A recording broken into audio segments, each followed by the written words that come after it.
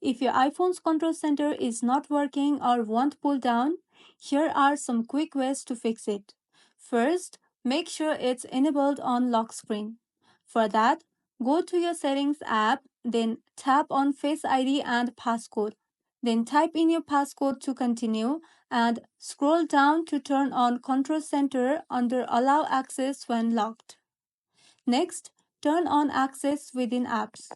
For that, head back to the main settings menu, then tap on Control Center and make sure Access within apps is toggled on. This lets you swipe down even when using apps. Next, clean your screen and check case.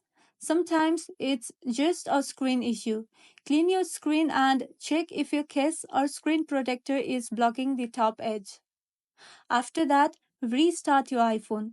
A simple restart can often fix swipe gesture issues. Also consider resetting all settings.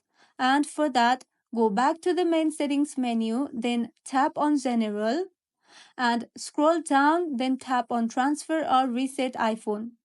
Then tap on Reset and choose Reset All Settings from the options. This will not erase your data, just resets system settings. And if nothing works, update to the latest iOS version or contact Apple support if it's a hardware issue. And that's all. If this video was helpful, don't forget to like and subscribe for more iPhone tips and tricks. Thank you for watching.